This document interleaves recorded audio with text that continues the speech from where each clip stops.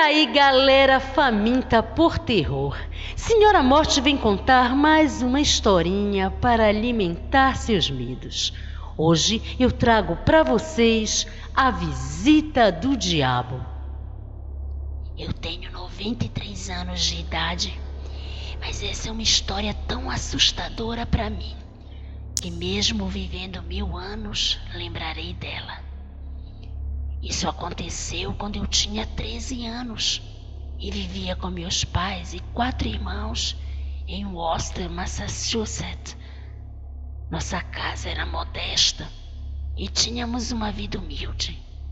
Apesar do meu pai ser um católico devoto e se dizer um homem de Deus, ele foi visitado pelo diabo.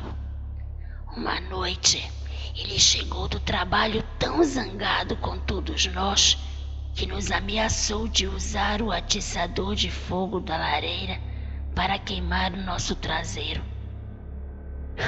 Ia queimar o traseiro de quem abrisse a boca. Nem é preciso dizer que de imediato nos aquietamos. Após o jantar, ele disse que estava indo para o seu quarto para rezar o terço e novamente nos advertiu para ficarmos calmos.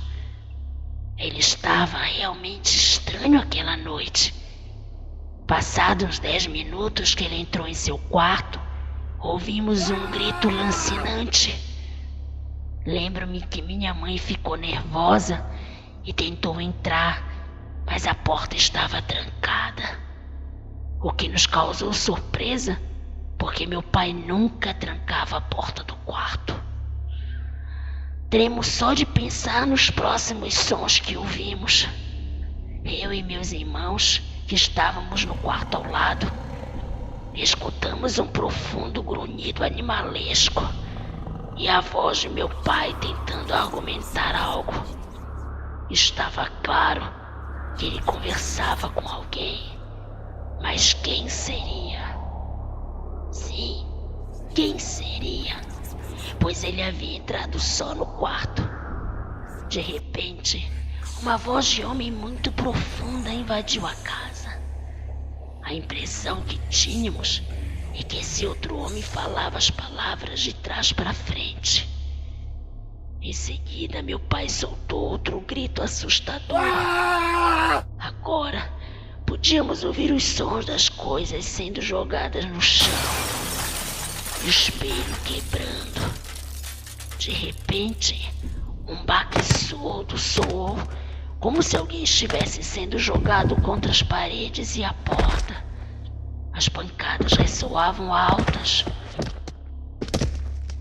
Ouvimos o meu pai pedindo, implorando, gemendo e chorando.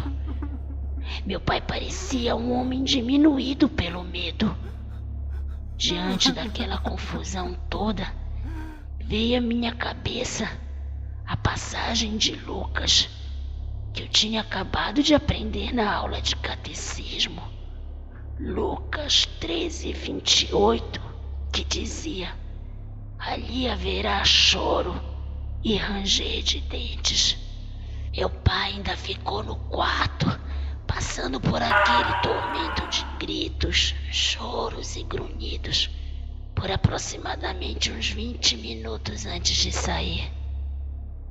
Quando ele veio para fora, vimos que aquele não podia ser o meu pai.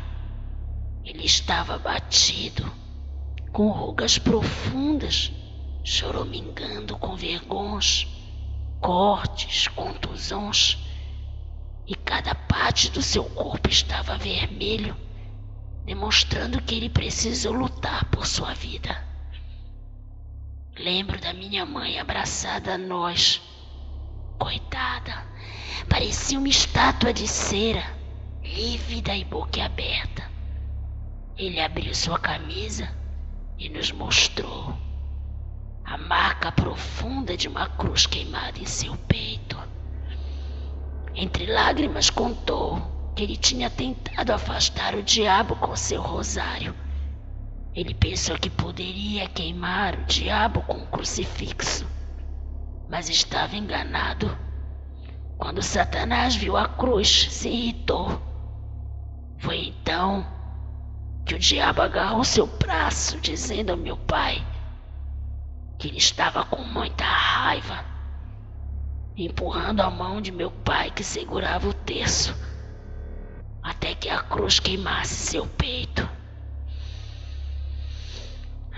Papai disse que o demônio gritou de alegria quando a pele começou a chiar e queimar, deixando a marca da Santa Cruz em seu tórax. Recordo que estranhamente meu pai tinha cheiro de fumaça e enxofre quando saiu do quarto, e esse mesmo cheiro forte de enxofre exalava do quarto também. Puxando pela memória, consigo ver o cômodo todo destruído, com móveis quebrados, buracos nas paredes e o espelho espativado sob o tapete.